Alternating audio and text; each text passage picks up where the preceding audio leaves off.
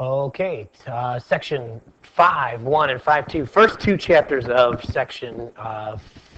chapter 5, and we're going to do them together because they kind of just fit together. We're good at solving equations, so we're going to kind of go through this with the inequalities now. So it's different. We're used to seeing the equal sign. Now we're going to see the inequalities. So our objective is to solve and graph linear equations using addition, subtraction, multiplication, and division.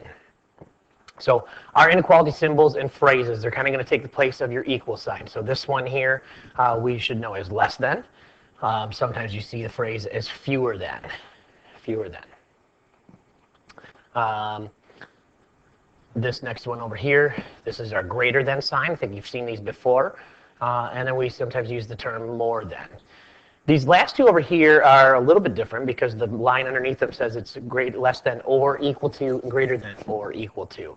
So in this case here, less than or equal to. So an example would be, say, you have the number 4. It could be anything less than 4, but it could be equal to 4 as well. So we use that one with the line underneath it.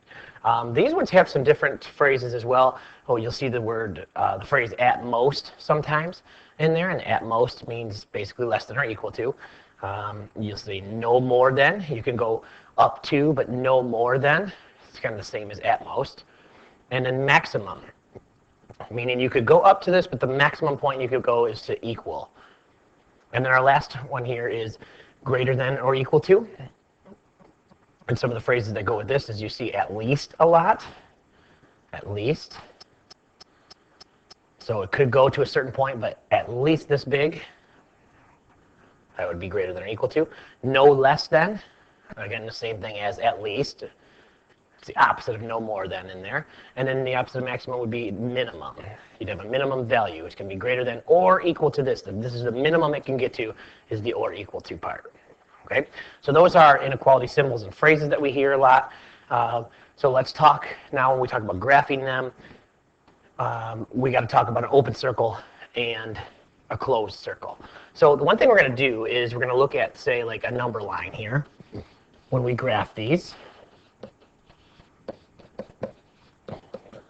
So if I just put a number line on here and say, let's put 0 here, 1, 2, 3, and a negatives. Okay? So an open circle is one where if we just have a greater than or less than. If we just have a greater than or less than sign. If we have that, then we're going to use an open circle. So an example would be, say, x is less than 3. If we do x is less than 3, then when we graph it, we're going to go over to 3 here, and we're going to have an open circle here. And then our graph is going to kind of go this way. It says all values that are less than 3, but not including 3, so that's why we have the open circle there. A closed circle is when we have an example of less than or equal to or greater than or equal to. And in those cases, for example, if we have x is greater than or equal to -2. In that case, now we are including -2 in our statement, so we'd have a closed circle here because we're actually including -2. It's greater than or equal to, so this -2 is included, and then our graph would go everything this way. Everything this way would be our graph in that case. Okay? And finally, set builder notation. That's basically just a specific way to write a solution.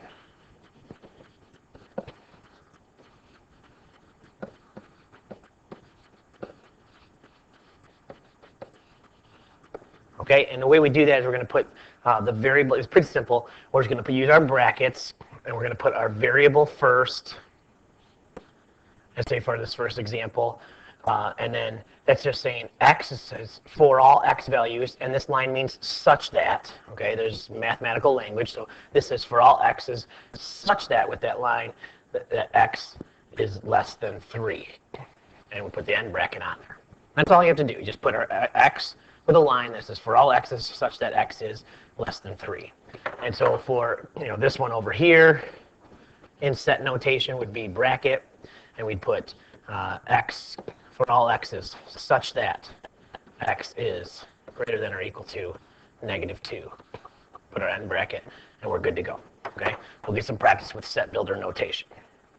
Okay, so let's get into just a couple of these examples. So if we want to just graph the inequality, then write the inequality in set builder notation.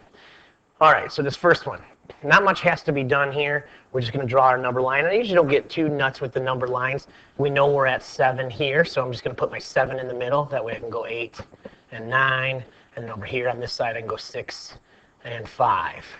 Okay. Now notice that it's an open circle. So my open circle, it's just a greater than symbol. So my open circle at 7, because there's no greater than or equal to there, and so then it's all values that are greater than 7, which would go this way.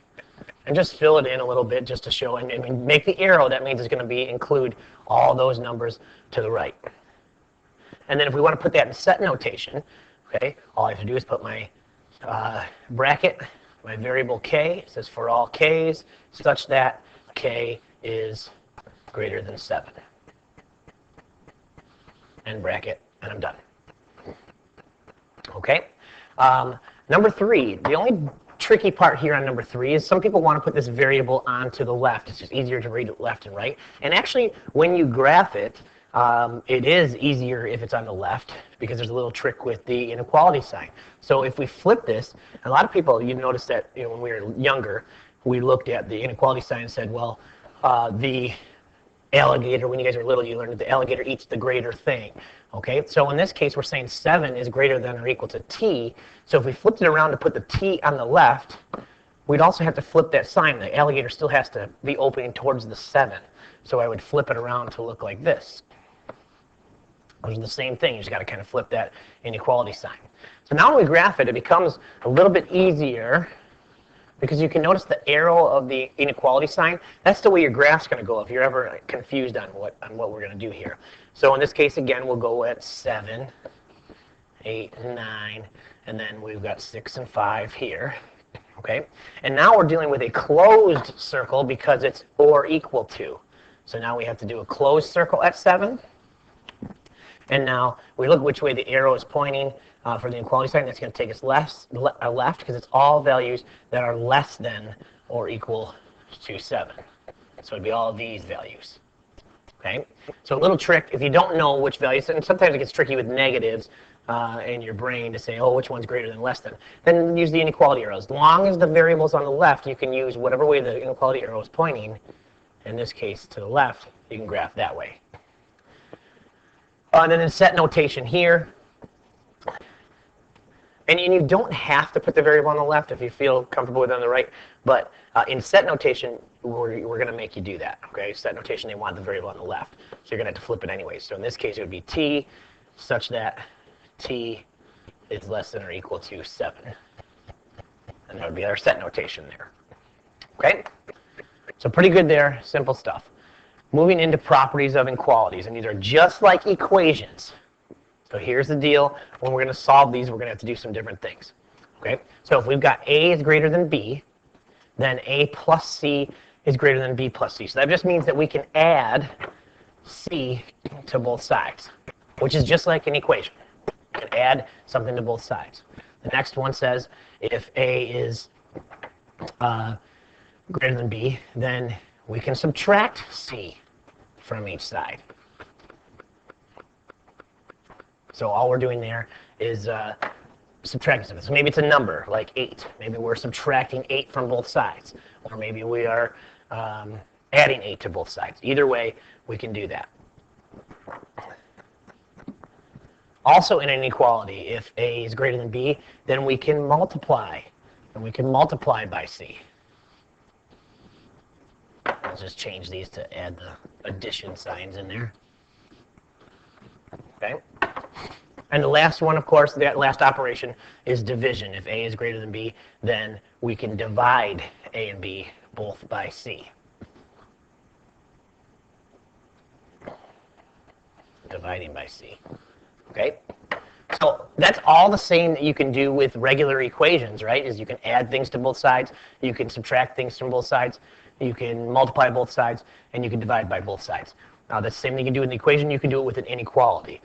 The biggest thing we have to remember, and that's why I'm going to star this area here, it's really the only big difference with inequalities, is that if you multiply or divide by a negative number, then you change the direction of that inequality sign. So again, I'm putting that with a big star. I'm going to highlight a couple things here for you. But the biggest thing is, it's when you multiply or divide by a negative number.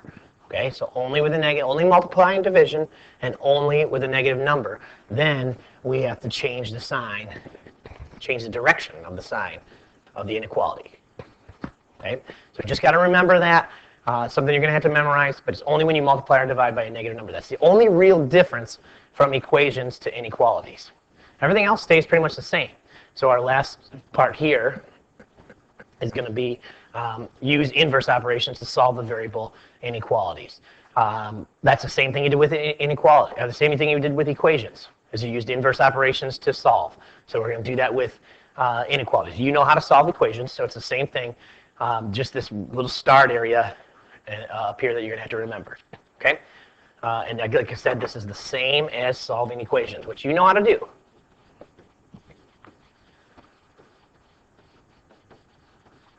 Nothing changes as far as using inverse operations.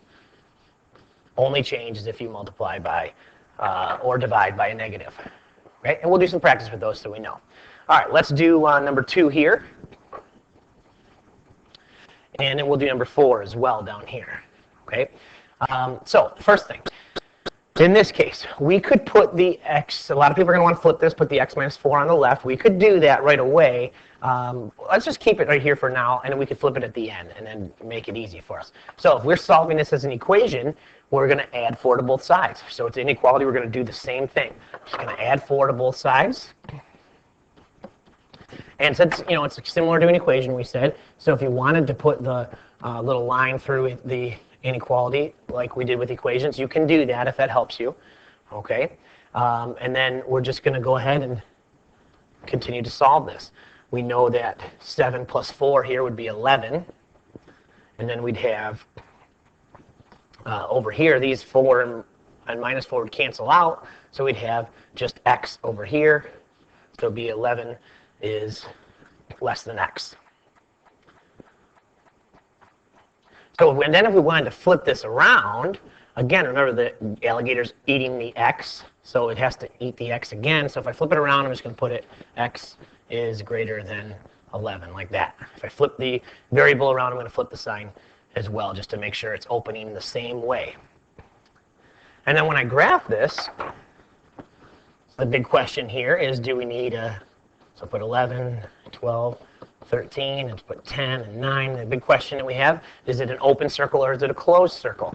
Well, it's going to be an open circle because it's just greater than less than. There's no equal to. It does not include 11. And now it's going to be all numbers greater than 11, so we'd be going this way. And the last thing is they want it in set notation. So to do that, since we already flipped the variable, we're going to have to do that anyways. We can use it right here and just say x such that x is greater than 11. Easy does it with the brackets. Okay. Now let's look at 4. Let's look at number 4. So another example here where I've got variables on both sides. So let's get the variables on one side, numbers on the other side. That's what we've tried to do in all of our equations. So the first thing I'm going to do, inverse operations, tell me to subtract 12n from both sides. Okay? And again, if you want to write that little line in here, you can. So we know that this is going to cancel out over here, and I'm going to be left with a negative 4 less than or equal to, and what we have here, 13n minus 12n is just n. Okay, and then if I rearrange that, remember the inequality is opening towards n, so if I rearrange that, it's going to be n. And there we go. And so if I want to put that in set notation, it's pretty easy to put in set notation again because I flip the variable, put it on the left. So now I just have to write my n such that n is greater than or equal to -4, put my brackets on it, and I'm good to go. And then graphing this one, again, nothing to it. Make my number line, put a few numbers on there. We're going to start at -4 because that's my answer here, right? So I'm going to start there at -4. It's going to give me a -3 and a -2 because I'm going forward that way. -5 and -6 here. And so now we're dealing with a closed circle because we've got the or equal to, so we're including -4 in there. And then we want all numbers greater than that, so I'd be going this way. And again, you can look at the arrow, because your variable's on the left, you can look at the arrow of the inequality is pointing to the right, so we can graph to the right. That's something, a little trick that helps me. Okay? Let's do 6 and 8, and then I think we can pretty much be done here, because these are the cases where we multiply or divide by a negative. So in this case, we've got -3/5 d is less than 6. So this is where we want to just kind of start working as multiplying by reciprocals. You could divide by a -3/5 here, but it's when we divide fractions, you need a calculator to do that. Here we can multiply by the reciprocal. So the reciprocal of -3/5 is -5/3. So I'm going to multiply by a -5/3 here. You take the negative with you, and I'm going to also do that over here. -5/3. Okay? So let's just do the math first, and then we'll talk about the sign. So in this case, we know right away that this is going to cancel each other out. So I'm going to be left with just d on the left-hand side here. I'm going to be left with just d on the left-hand side. And then on the right-hand side, I've got 6 times -5/3. Well, if I could cross cancel, I could multiply across the top and divide. I'd end up getting -30/3, which would be a -10 over here. Okay. So the big key is I'm going to put a star over here and kind of just look at it. Right now, this is one of those cases where we're multiplying or dividing by a negative.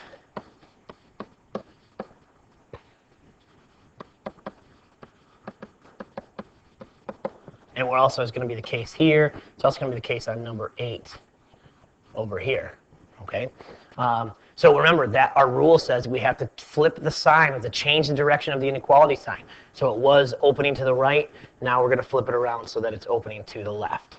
It's just one of those rules you have to memorize. That if you multiply or divide by a negative, you change the direction of the inequality sign. And that would be it. That would be it. Okay. How about number 8? So number 8, we're going to look at and say, all right, well now we've got -8x is greater than 136. What would you do in an equation here? Well, you would simply divide by -8. So doing the math again, it's one of those where I'm just drawing that line to help us kind of keep that separate, where these -8s are going to cancel out. We know that. So we're going to be x on the left. And over here, 136 divided by a -8 is going to turn out to be a -17. And so now we have to look at it. Since we divided by a negative, we have to flip this sign here, flip the direction of it. It's opening to the left. Now it's going to be opening to the right.